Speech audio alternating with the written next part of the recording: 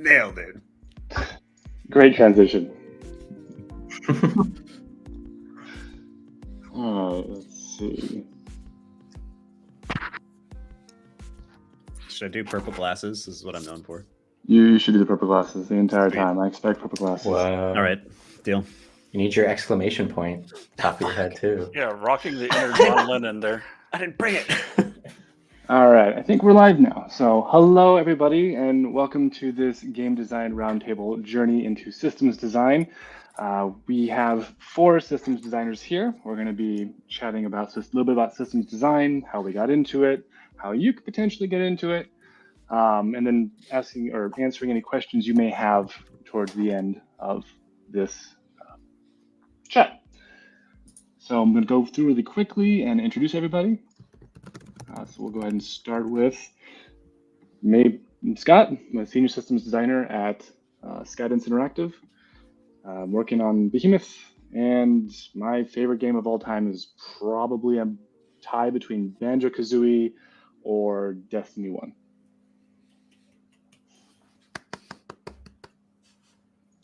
So why don't we kick it off with Luke? Sure. Hello, my name is Luke Piazza. I'm a associate systems designer at Illumix. I started working on the game Five Nights at Freddy's AR. I did that all the way to Sunset. I've been at my company for about 3 years now. Actually, I had my 3-year anniversary last week. So pretty awesome stuff. Super glad to be here. My favorite game of all time. I really love Beat Saber, and I also love The Binding of Isaac. Oh, Beat Saber's really good. Mm-hmm. My wife's hooked on Beat Saber. Yeah. Keeps If you're talking stealing VR, unstoppable. yeah, That's all you need. It's worth the headset itself. Quest. Yeah. All right. Shall we continue on with Willem? Sure. Hello, everybody. My name is Willem Delventhal. I am a game designer at Paradox Tectonic currently, working on Life by You, which is a competitor to The Sims. And I'm the founder of the Indie Game Academy. I teach people how to make games. My favorite video game of all time, all of my students know the answer to this question, and that's Chrono Trigger, because I am widely open about it. I freaking love that game. I've beaten it so many times. If you don't know, there's a secret ending you can get by beating the final boss with only your main character and no party members. And if you do so, you get to meet the developers. And I definitely beat it that hard. I love that game, and you'll never convince me otherwise. All right, I'm done. I gotta do that now. Chrono Trigger's a lot of fun. Oh yeah. All right, Don.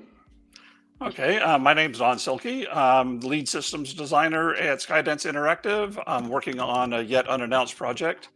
I have actually been in this industry for a little over 27 years now, so I've been doing this for a long time, long before system design was a specialty. Favorite game? That's really going to depend on the day that you ask me, but I'm going to go with Ocarina of Time right now. I played the heck of it back when it was on the N64.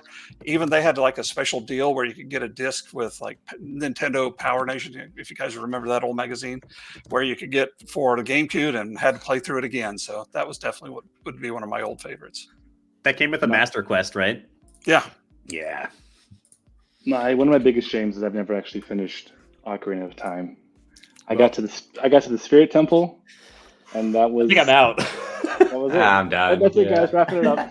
All right, Scott, we're going to have a talk about this tomorrow offline. So. Gonna have a talk. Yeah. Okay. Well, let's continue on then. You guys have met everybody now. So how did you become a systems designer? So why don't we start with Don? Let's start with you this time. Okay. I've only recently been labeled a systems designer. As a matter of fact, the teams I manage are not just systems design. I also manage level design and tech design. Luckily, we did just hire a new content designer that's going to help take off a little bit of that so I can be more focused on tech design. But when I started out, there was no a designer was a designer. Then you had artists, and I'd say in the last 10 years did specialties really become a thing where you had level designers, tech designers, system designers. So. Okay, that's pretty cool. So you've worked at a lot of different studios. 4 in 27 years. I worked at LucasArts for 8 years. Wow. In the 90s, still early 2000s, working on the prequel games. Was there during that whole, that whole part. Worked on even at old LucasArts adventure games. If you guys haven't played any, dig them up. They're great. Then I spent 15 years at Activision working on Call of Duty, the Black Ops games. And then I left with some people to start a new studio. But we recently had folded up, and I've now been at Skydance for about a year. All right. Luke, how'd you get to where you are? Sure. Yeah, so I got a job as a systems like content live ops kind of like umbrella designer at my company where I'm at right now. Like roughly around the time actually I graduated from school. So I was pretty lucky in the sense of like I went to school for game design and I got a job pretty much right away, which I'm again very blessed for that opportunity. And so, I mean, it was very interesting because like I didn't even know a whole lot about, I didn't even know systems design was a thing. I was just like, oh, I'm just like a designer, like you just make the video games.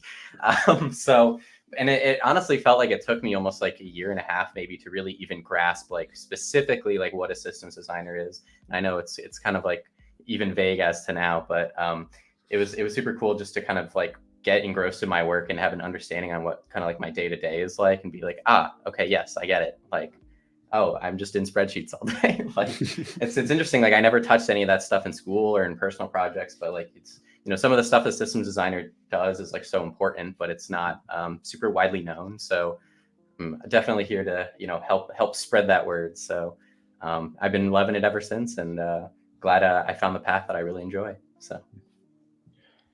Awesome. Willem, so how'd you get to where you are? Yeah. So I'm the only person in the room whose job title is not systems designer. So if you want, everybody can excommunicate me. Definitely feeling the imposter syndrome right now.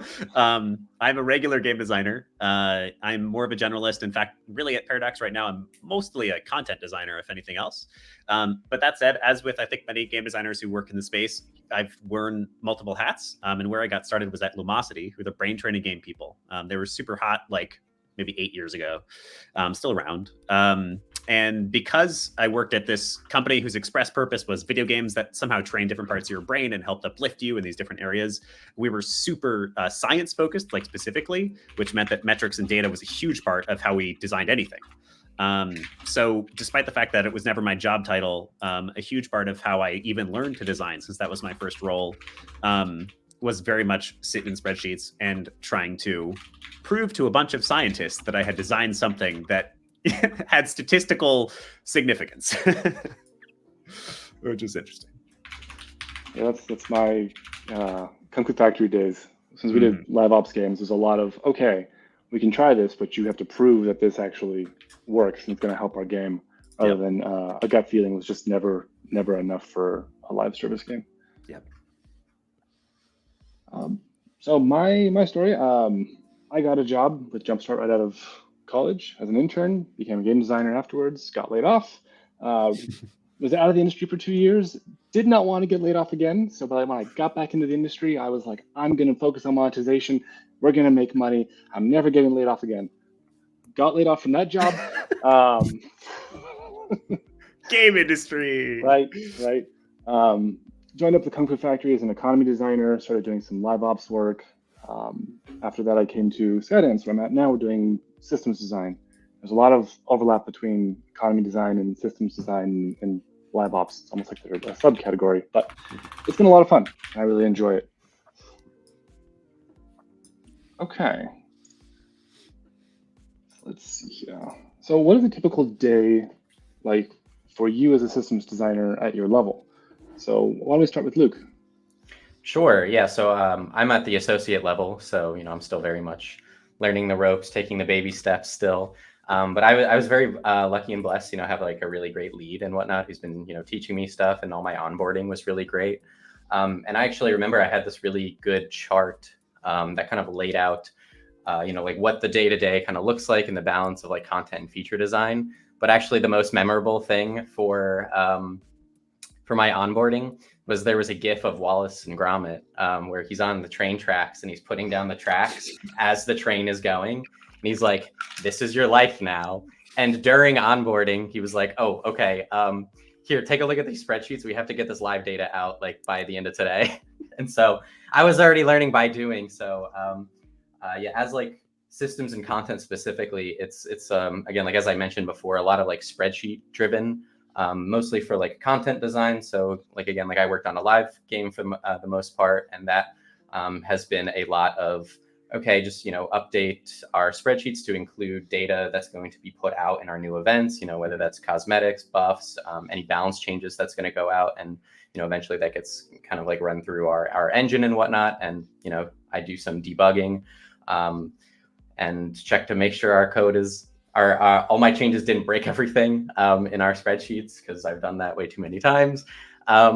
And slowly but surely getting better with spreadsheets and whatnot, and crossing my T's, dotting my I's. But that's a majority of it. And then the other half, which is a lot of the feature design, which is a little bit more sparse. Like it's probably maybe like a 60-40, maybe like 70-30 split of like 70% like in spreadsheets doing data, and then 30% is like in Confluence, like writing game design documents on like, well, it'd be cool if Freddy Fazbear could shoot you, like so again, like I feel like I'm really living the dream in that sense of like I get to learn like a lot of those hard skills of like being able to work within spreadsheets and regular expressions, functions, and all what that. And then I also get to kind of like be not like quote unquote like the ideas guy, but like there's a lot of merit in being able to, I guess, distill an idea, like really flesh it out, and then being able to take it to the different departments and asking being able to have like good questions and have like good requirements and like what's needed, and all that through communication. So yeah, I'd say that's just for the most part. That sounds a lot like my day. So to contrast that, why don't we go to Don next to see what a lead systems designer is like versus an associate? Yeah. Well, luckily, with a small team like we have, I do get to spend at least a part of the time still being an individual contributor, helping develop like the weapon systems and things of that nature. I do spend a lot of time in huddles, helping junior designers, learn how to do a lot of things. We do use Unreal, so teaching them how to get around in blueprints, understanding how to use different variables and arrays and things of that nature. Yeah, I'd say it's probably about 75% managing, about 25% on a normal day. Do spend a lot of time in doing brainstorms in Miro. A lot of times developing game design docs, and where we're at right now, spending a lot of time putting out fires as we're trying to get a vertical slice done. So. Sounds actually and like to my answer day. someone's question, Alexis, in the thing, the school for game design, that didn't even exist in my day. My actual degree is actually in architecture. So the fact that it's an ever-growing industry, the fact that they didn't detail the different roles, it's because a lot of those roles didn't exist until a couple of years ago. So you got into the industry back when it was like QA was one of the biggest ways to get in to go to game design, right? Actually, when I started at LucasArts, 3/4 of us in design were ex or recent graduates of architecture school, primarily because we had an AutoCAD background and could jump right in and start building maps. So there's like this was skills not that- something I ever thought I was going to do growing up. I mean, so, and now I've been doing it for a long time. few years, just a little bit of experience. Just a few. A few years. So Willem, what's it like your day? Yeah. So I'm a mid or senior level designer at this point. And as some people are asking in the chat, I'm more of a content designer for this specific role, but I may be able to give some sort of unique insight in that the game that I'm working on is really UGC heavy, user generated content heavy. So the entire game has been built in a way so that the content team are using the exact same tools that the end users will eventually use to create mods and other content for the game. So we're actually using like custom in-house tools in Unity, but very much so like our own proprietary set of tools. That largely consists of our own visual scripting language that's similar to like Unreal Blueprints, but it's got some of its own unique characteristics. And then part of that's also Unity. So my day is I'd say like 60 to 70% just inside of Unity. I am one of those designers who's just adding stuff to the game. We've done enough tooling now where engineering requests are requests. Hey, I need this extra thing that the tool can't do yet. But the majority of what actually gets included in the game is actually my responsibility and our team's responsibility. So rather than writing design docs, I spend a heck of a lot more time just implementing stuff. We definitely still write design docs, but that happens actually somewhat intermittently at Paradox Tectonic. And it's more like, it's more of a way to collect feedback at our company. We're also really like senior focused. Everybody's given a ton of autonomy. There's a lot less bureaucracy than like anywhere else I've ever worked. So it's very much like, hey, Willem, go make us a crafting system.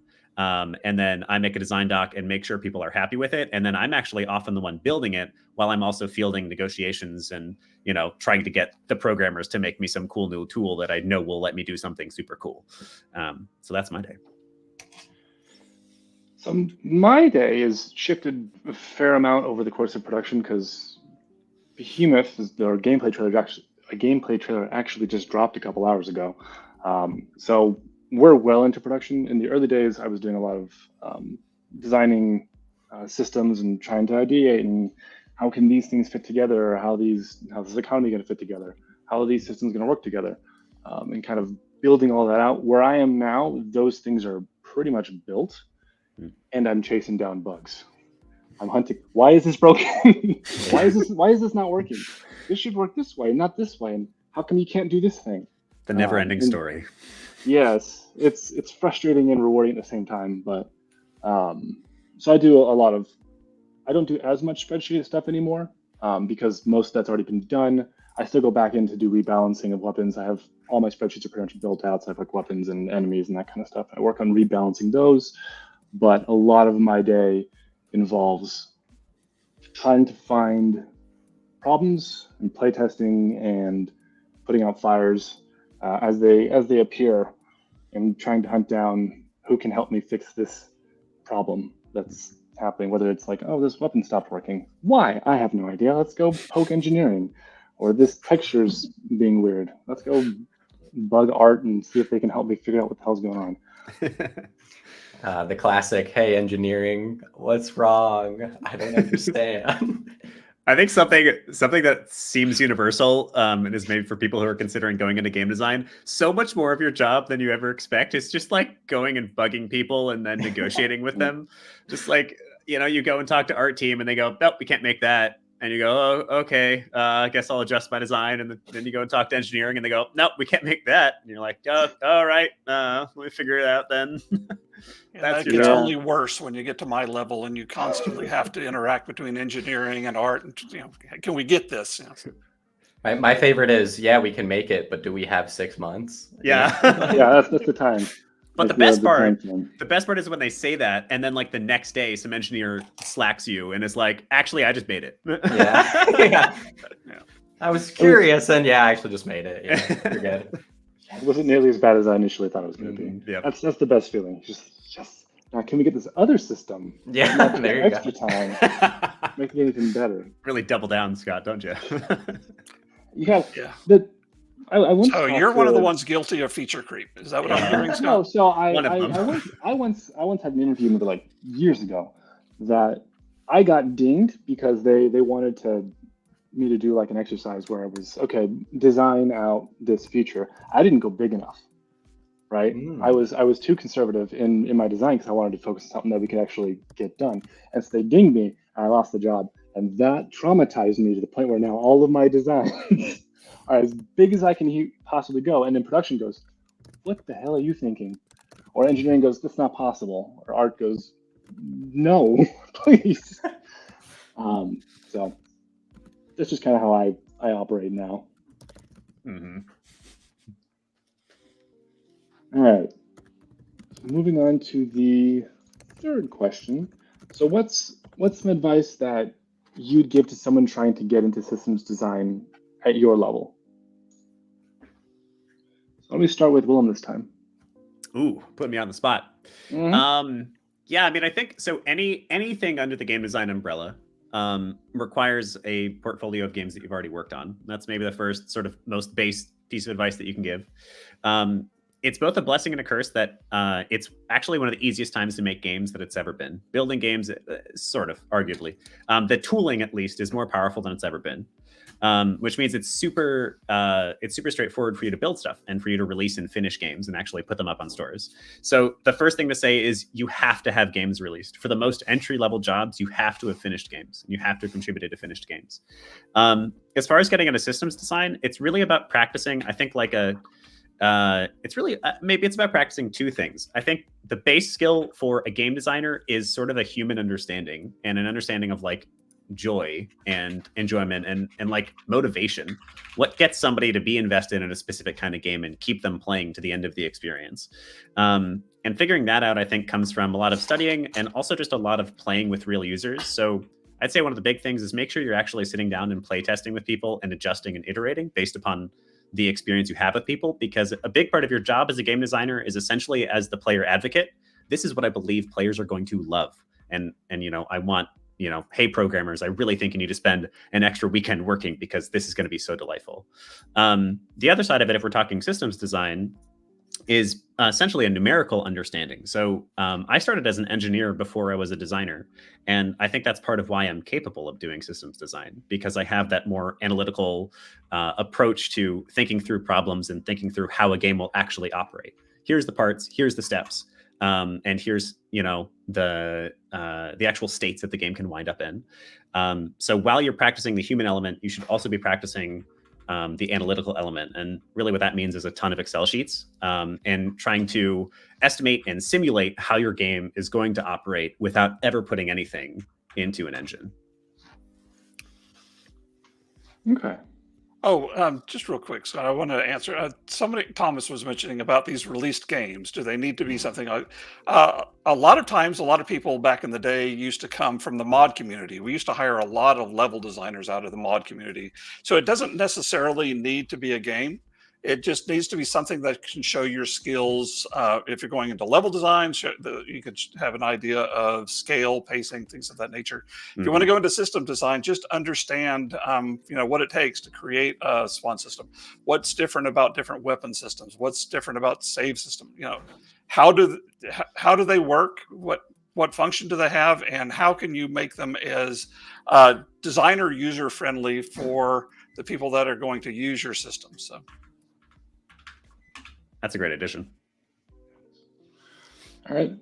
Luke, you got any advice for someone trying to get into systems design at your level?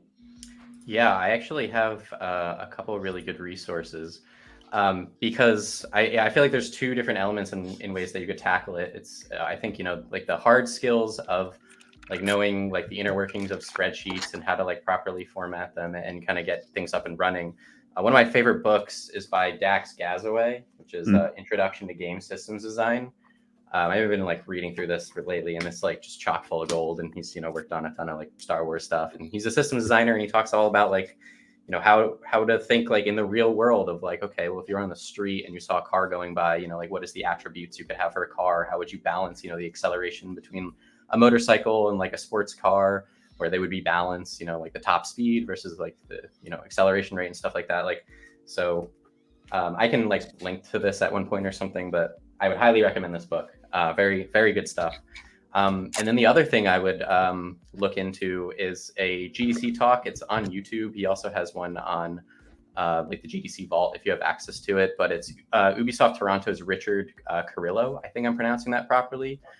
He gives two separate talks about interviewing for game design positions. And I think he was like extremely good insight because I mean, just from like what I've seen and what I've heard, like, the interview stage and the design test, whatnot, like there's like really interesting questions, like when I was interviewing at my company, there was specific ways to know, like they had questions that were asked to know if you have the thought process of a game designer. And one of the things that he talks about in his talk is he poses people that he's interviewing the question of, if your creative director approached you, you were making rock, paper, scissors, and he says, I want you to remove one of the options from rock, paper, scissors, what would be your answer to that question? Mm-hmm. And he says, you could have different answers. You could say like, okay, does it fit in the budget? Does, can we get a team together to like kind of talk like the production route for it, like how we would actually go about achieving that? And like, those are maybe okay answers, like if you were, in like a producer field. But one of the things he says is that's not really a design answer. A design answer would be like, okay, well, if you removed one of the options, then the entire balance of the game would be off. You're still providing like an answer, but it's more so focused on like, what is the actual design of the game? And then how would you fix it? One of the things he says is like, a great answer would be, okay, well, instead of it just being rock, paper, scissors, if there was only two options, you could do forget the name of the game, but it's like you throw out either one or two, and then one player, they have, if it's odd, they win. If you have even, they win. That way you can facilitate only two options. So you're giving like an actual solution to the design request. And so I think that's just like not something that is taught all that much, of like how to actually think as a game designer. So there's the hard skills of knowing like how to, work in engine, how to work in spreadsheets. And there's also like how to actually think as a designer. And there's, a lot of good talks on GDC, especially, that can give you those insights. I couldn't agree more. GDC is an amazing resource for everything game design related. It's fantastic.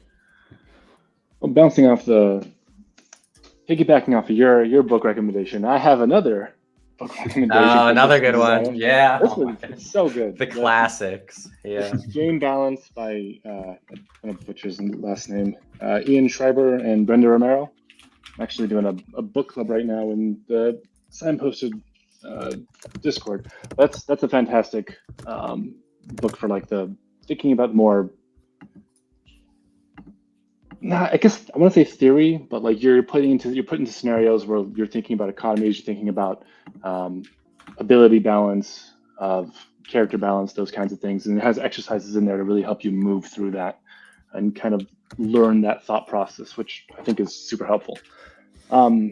My advice, I guess, from a senior level, what I've found the big difference between my experience as a mid-level designer versus my recent experience as a senior level designer, to get to that level, I did a lot more ownership of features. So I was making sure features were going from not just conception to completion, but I was the one chasing down problems.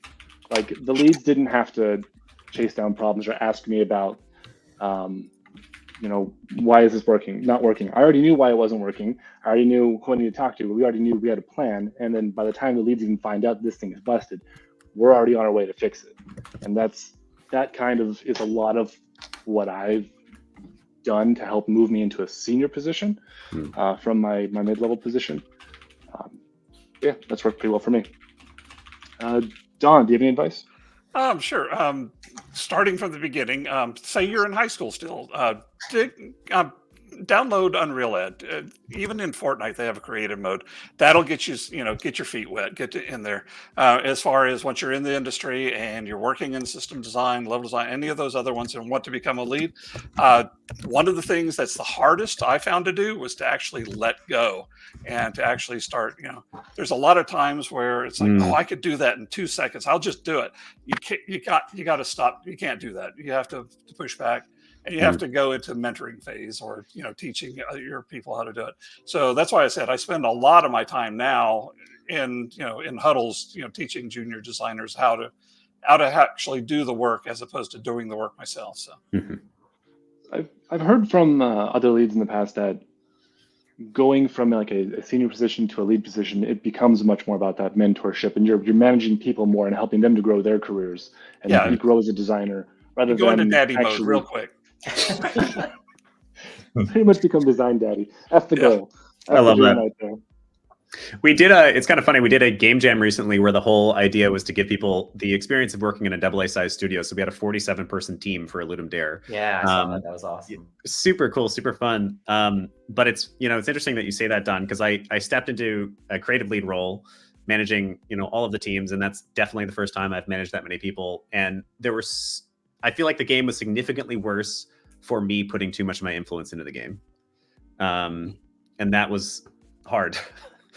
So much of what I believed, so much of my game design instincts caused me to trample, some of those other people's perspectives. And that I think is not how you get maximum out of your team.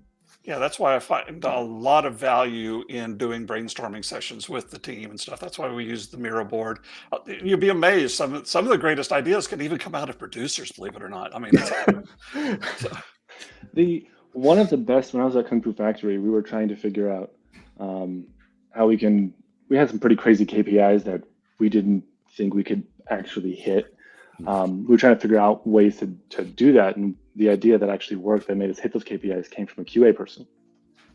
So, and he ended up becoming a junior designer shortly after, but amazing ideas can come from anywhere, literally anybody on the team. There's no like this, you're QA, you can't have an idea. No, it's everybody. Yeah. All right. So we're going to be moving into questions from the audience soon. So if you guys have any questions for us, go ahead and drop them in the comment section, and I'll start picking through them, and we'll bring them on screen and try to answer as many as we can in the time we have left over. While you're doing that, I'm going to tell you about Signposting, my game design newsletter. It's a monthly game design newsletter. So once a month, I have a newsletter that creates the Spark Notes of all my game design content for the month, as well as it curates recent podcasts, videos, and articles from other sources. So you'll see, like, I'll have a blog post. Here's the Spark Notes of blog post. So if you don't have a lot of time to go through like the 5-10 pages of a blog post, you'll just get the Spark Notes, most important information, and then you'll have links to a couple YouTube videos, a couple articles that I thought were really good, and a podcast. And the most important thing about these sources is they're all recent, so it's not like you're getting design references from 20 years ago or something like that. They're modern game design concepts. So check that out. And also our other sponsor, if Willem wants to take this one. Hello. Yeah, awesome. So like I said, I'm the founder of the Indie Game Academy. We're a gamified online school for game developers. That term gamified gets thrown around a lot, but basically we teach people how to make games and we try to have fun while we do it. We are a really hyper supportive and wonderful community. We believe in 3 things above all else for game development education. Number 1 is interdisciplinary teamwork. The hard skills we believe are actually pretty easy to pick up. There's tons of resources out there. You can go watch a YouTube video. You can go download a Udemy course. You can go make a game. But the experience of actually working in a team and being like, yo, engineer, I really need this. And, experiencing that sort of bureaucracy and going back and forth is really hard to get. So interdisciplinary teamwork is our first pillar. Secondarily, our second pillar is project-based learning. Basically, the only thing anybody ever cares about when they hire you is your released games. Education matters a little bit. Certificates matter a little bit. Actual tech experience matters a little bit. But ultimately, what people are going to look at is what your portfolio has on it and what games you've worked on before. So everything we do is in the interest of you actually launching and releasing games. And then number 3, our third pillar is we have fun while we do it. It's kind of like online Hogwarts up in here. We've got an actual house cup. You get sorted into one of 4 ancient and noble wizarding houses. They're about 4 years old. And we just have a ton of fun with everything we do. So I'll stop talking about it now, but I'll drop the link to the Discord if anybody's interested. And then next weekend, we have one of our level 1 courses coming up, which is 8 hours of live education under 7 professors for $50. It's pretty great. So check it out. Awesome. So we're going to go ahead and move into the questions section of our talk. Let's see here.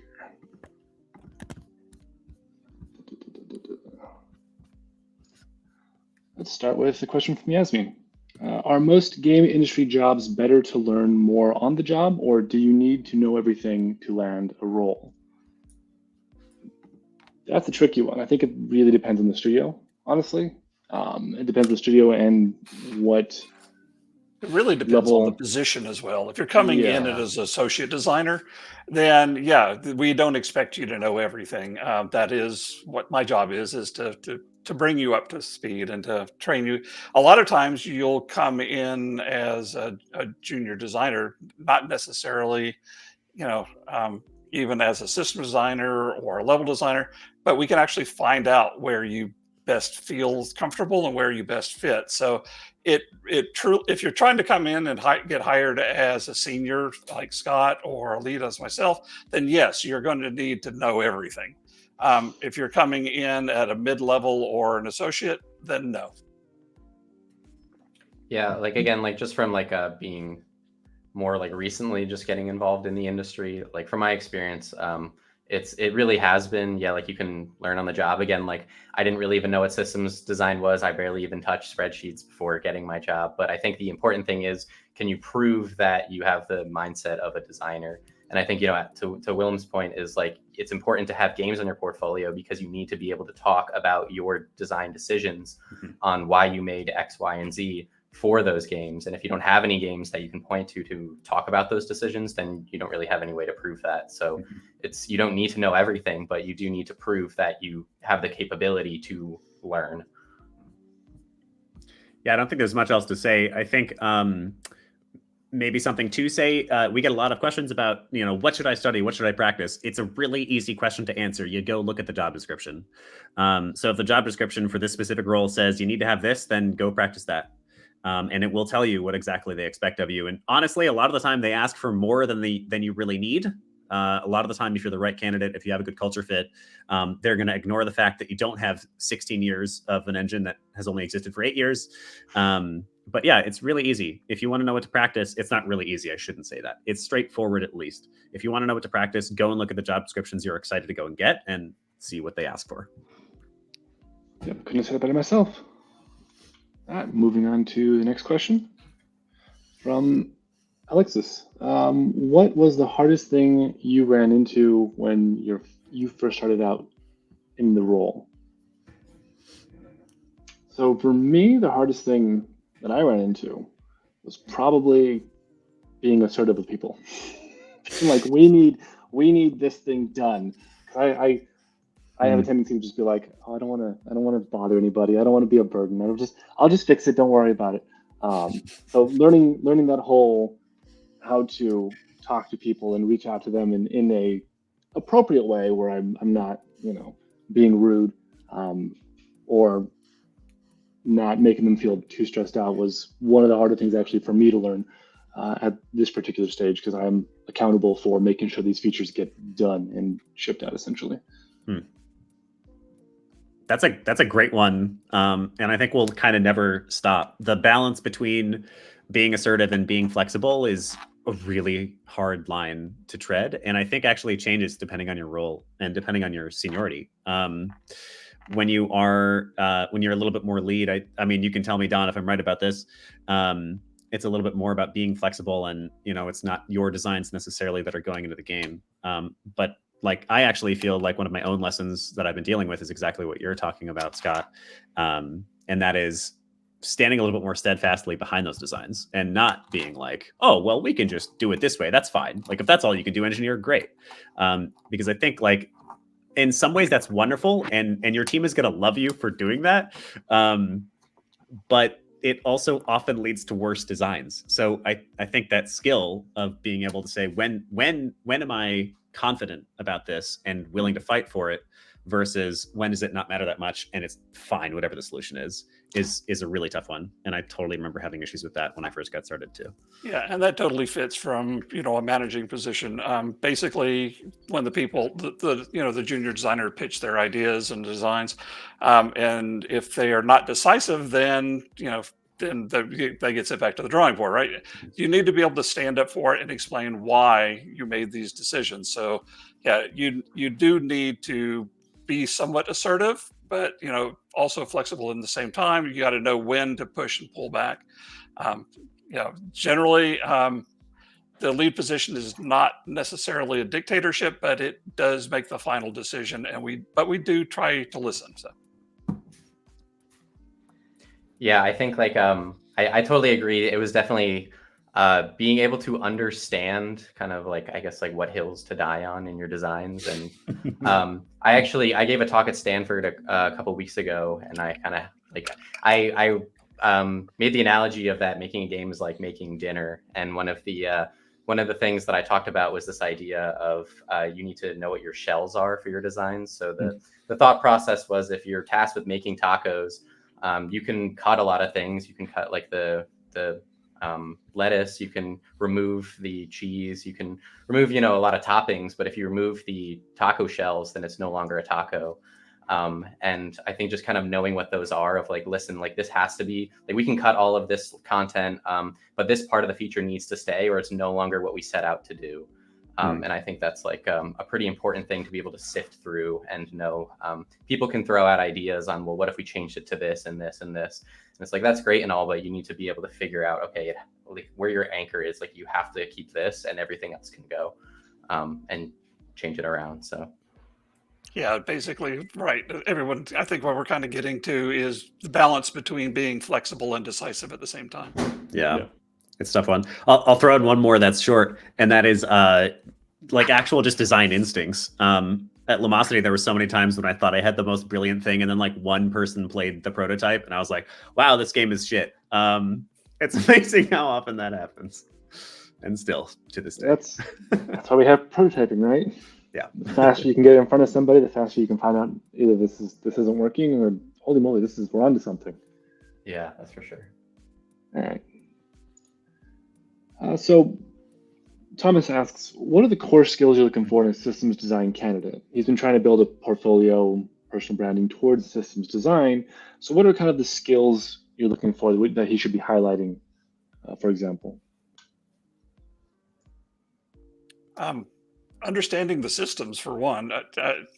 It's kind of very vague putting it that way. But if you've worked in blueprints or anything of that nature, I guess in Unity, if you use C#, it just basically know the general framework for being able to set up a core system. Being able to show that. One of the things that gets me quite a bit is whenever a system designer doesn't comment their work, and another thing is really important is, I'm sure you've all heard the old KISS, keep it simple, stupid. There's no reason to overthink a system design. If it only takes one variable to make something work, don't add 20. I mean, just that's about as simple as it could be. That's amazing. Piggybacking off of what Don said, keep it simple. A skill that I learned more of my mid systems design experience was figuring out how to explain complex systems simply to somebody who's not a systems designer. So, for example, Art might need to know how the system works. Do they need to know the balance and all the numbers and how, like, you only have like 2 hits before the enemy dies? Probably not. Probably not. So what information is important to them, making sure you give them what they need and nothing else, because if you give them too much, their eyes kind of glaze over and just roll into the back of their head, and you've lost them. And they don't do after they forget after a certain point. So being able to communicate in that sense, and you can show that off in your portfolio. That's something I try to do in mine. If you go to my LinkedIn, there's a link to my portfolio. You can take a look.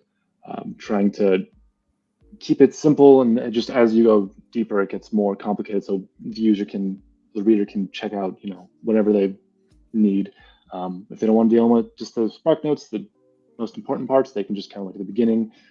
If they want more in depth, then they can go deeper into it later on. But making sure you have the right information for the right audience is super important. Giving sorry. Okay. I was just going to say, systems can get very complex, but it's usually the way you usually start to developing a system from the ground up is very much, I like to say, like a layer cake. You get the core things. Whenever you're trying to get it stood up, you just set up. You need to get from point A to point B. You got to do this when you get there, and then you add in all the extras as you're building the system. That way, you can actually test it early on. So.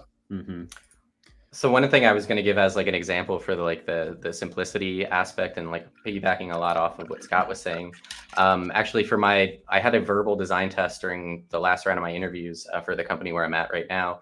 And my lead designer basically said, like, okay, you have like 1 minute, get a deck of cards and explain like a game to me.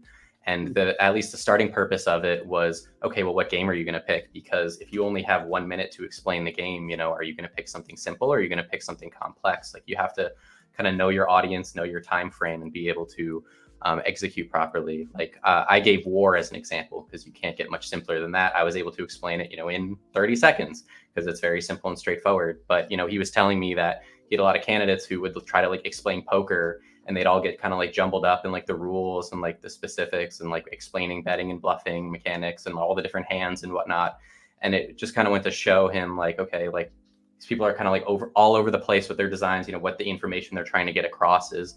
And I think that's like a good test of like your communication and your understanding, again, like of your audience. Yeah, that's actually a very perfect example of being able to keep something in scope. He gave you a 1 minute timeline. What can you do in that 1 minute? So I love that as an example. It's a really hard lesson. And I think I had a moment at Lumosity where I sat down with our, he wasn't technically a systems designer. He was more of like an analytical dude. But he tried to break down a game that had been an original title that I had shipped with Lumosity, and tried to break down the scoring system with me. And it took us like 3 hours to adequately explain the entire thing. And if you think about it from the player's perspective, like they want to know the system. And if it takes them 3 hours to understand the scope of the system, many players won't, but some players do. And if it takes them 3 hours to understand the scope of the system, it's frankly a bad system, unless that's the kind of player you're delivering a game for, which can happen. But like most of the time, you need to be able to quickly deliver it. Yeah, no, I couldn't say that better myself. All right. Marjorie asks, do you have any tips for anyone who is self-learning? actually, I think I've thrown a couple out already. Download the Unreal Editor, download Unity, play with it. Join groups like Willem has been talking about. Just get out there and talk to people and work with people. Mhm. Like I said, even if you just generally just wanted to play a little bit, I mean, even Fortnite has creative mode. I've seen some amazing stuff made in Minecraft by kids. I mean, just get out there and do it. Yeah. Yep. Yeah, game jams are your friend here. I have a lot of thoughts here. I'll keep them condensed. Game jams are very much your friend here. itch.io/jams. Go check it out. There's a jam for any time of day ever. Go look. There's a million of them. I like to advocate for sort of a stepped time box is what I describe it as. So start by making a couple of games and give yourself an actual time box, because that's such a valuable skill. This is how much time I'm going to spend on this project, and keep those small at the beginning. Make a little demo game in a couple of days, 3 days, 4 days, 5 days. And once you make a couple of those, escalate it to like 2 weeks. And then once you make a couple of those, escalate it to like 2 months. And by doing that, you're going to make a lot of those errors, those problems earlier on, and you'll get more and more strong over time. I love your point, Donald, about finding a community. That's a huge one. Come join the Indie Game Academy. And find peers and mentors, even if they aren't necessarily like the big dog. Like somebody who's just a year or two ahead of you can be so valuable to just talk about stuff with. Oh yeah, and let's not forget Unreal and Unity and all the other editors. Even they all have great tutorial systems. Yes, So you can really get familiar with a lot just by following some of the Unreal tutorials. They'll walk you through how to build like an FPS game or other kinds of games, and it's super helpful. Just to go through the motions of building those, you learn so much. Mm-hmm. Yeah, I would say I think Don, you mentioned it earlier of modding, like the modding community. Giving a shout out. I know there's some people here, but we have a pretty big modding community for the game I worked on, like the Five Nights at Freddy's mobile game. They kind of made their own spin-off with mods. Do everything obviously, above the board or whatever, keep it, don't do anything you shouldn't be doing essentially. But if the tools are there and you can make good use of them, it's like, why not? It can, taking an already existing, game that is, successful and good. And if the tools are there to learn and kind of dissect and understand, okay, well, why did the, designers make these tools in this way? It can really teach you a lot by taking something that is, already held up as a golden standard and kind of learning from there by diving in with a tool set. Yeah, and a lot of those people from the mod community actually they get hired because of their work in that. Back in the Quake days, people were making some amazing maps, and that's how we'd actually see a lot of that stuff and hire them. So. Yeah, if you don't we're watching the mods. If we have a game that has mods, we're watching them, and the mods that are at the top, we're yes, and we're communicating with those developers, and we're so excited about them. You are gonna be touching the dev team if you make really wonderful mods. Some of my favorite days were Halo mods when I was working on. That was some of my first touch in game design. So much fun. All right, we got a few more minutes. Let's try rapid fire through a few more questions. So as a systems designer, are you expected to rapid prototype your designs for proof of concept in the engine? Absolutely. Yes. Very frequently. Answered. Yeah, Answered. I mean, like I said, we generally start out with brainstorming sessions, on a board, and then we go into engine and we just do blockouts, simple blockouts with, point A, point B sort of things. Different, even for weapons, just, scope them out, just get it to do something.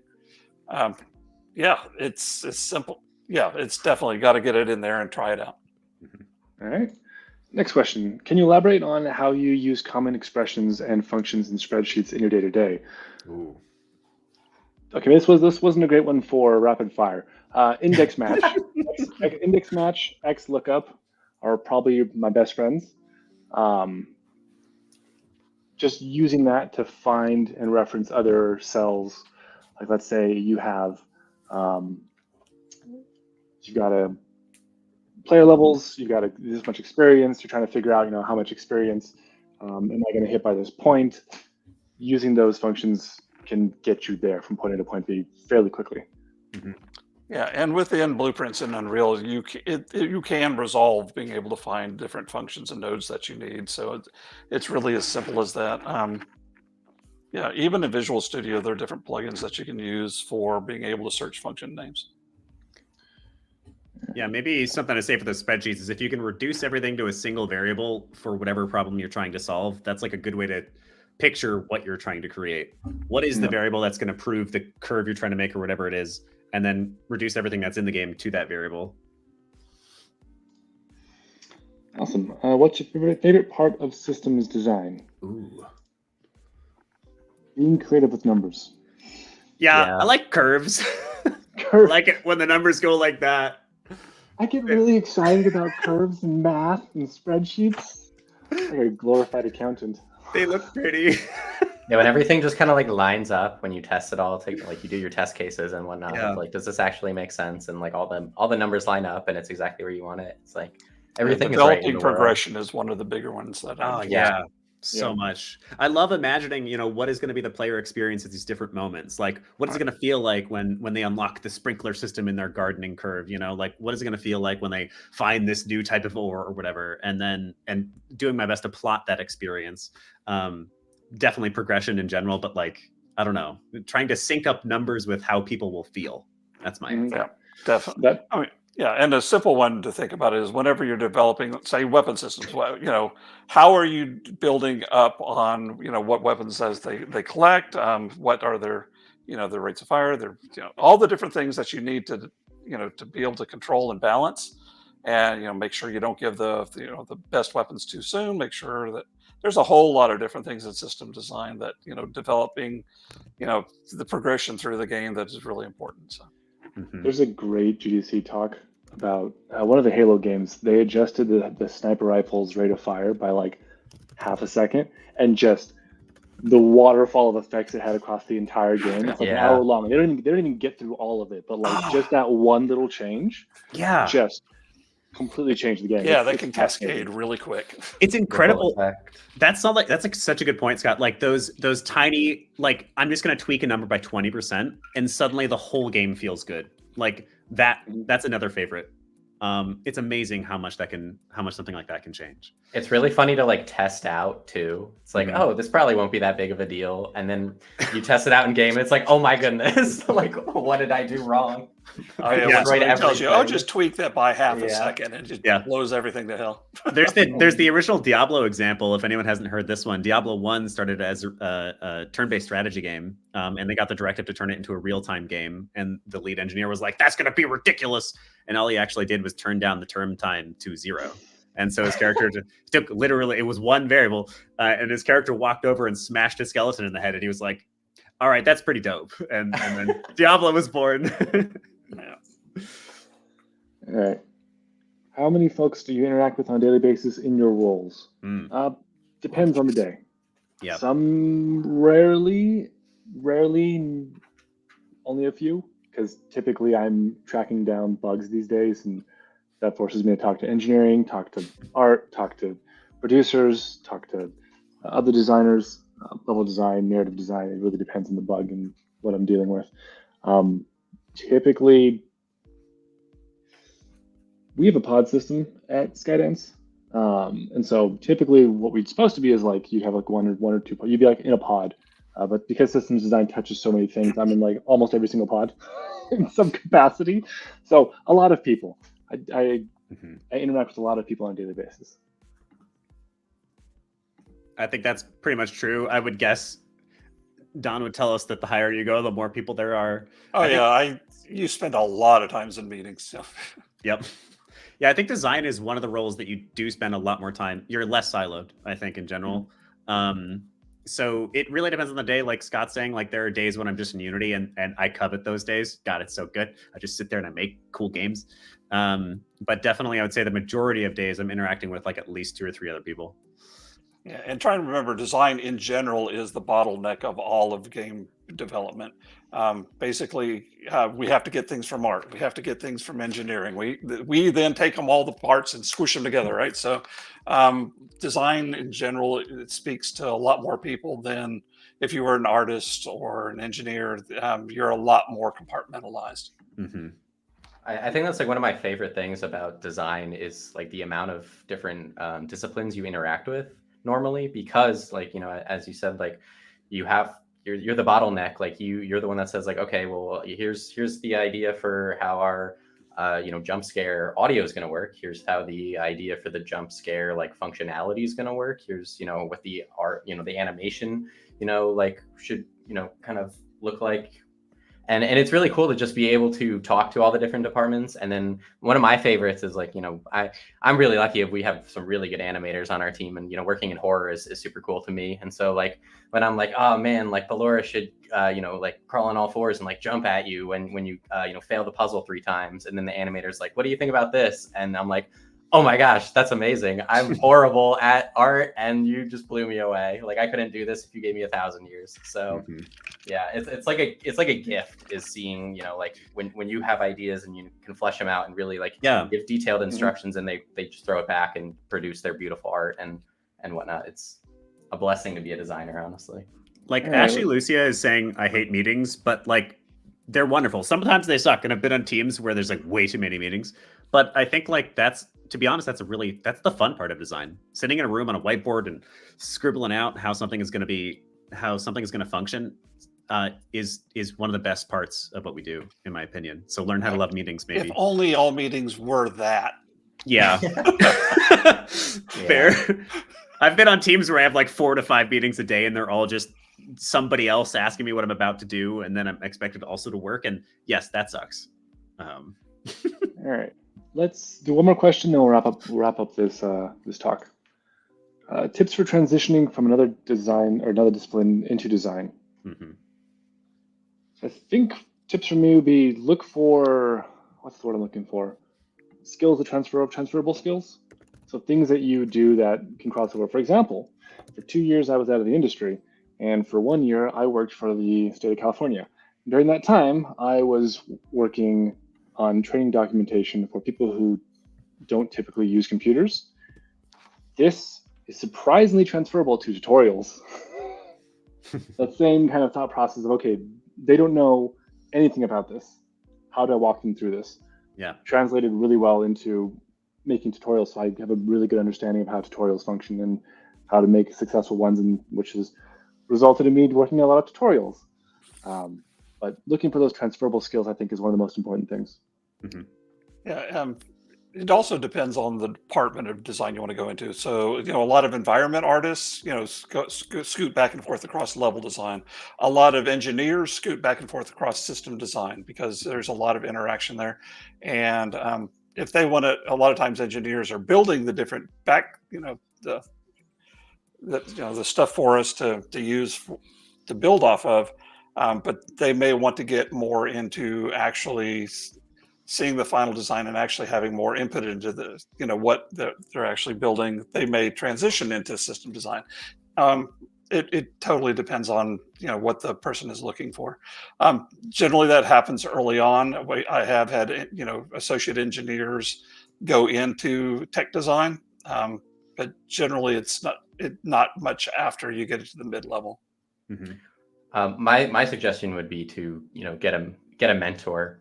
I know Connor, and he's a very personable guy, and he's also a really talented designer to begin with, so I'm sure it should be no problem for him. But yeah, a mentor is like worth their weight in gold, honestly. And like, especially, if you're already in a studio, which I know he is, just being able to talk to, one of your designers and just be like, hey, ask politely and whatnot of like, I'm kind of interested in this role, like maybe if had some time, could we grab some coffee? Could I learn more about what you do? I've been designing stuff on the side. Maybe, we could talk about it on occasion, like again, I'm very blessed, like to have good mentors, like especially my lead, at my company. And I would not be anywhere near as like the level of growth I've gotten without them.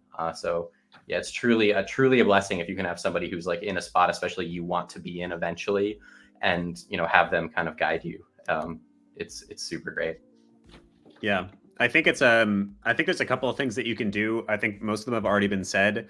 In my experience, the easiest to transition is if you're transitioning within the same company. So if you are doing one role somewhere already, and then you're like, hey, I'm interested in design, and you kind of slowly migrate over there. And the way you do that is you just ask.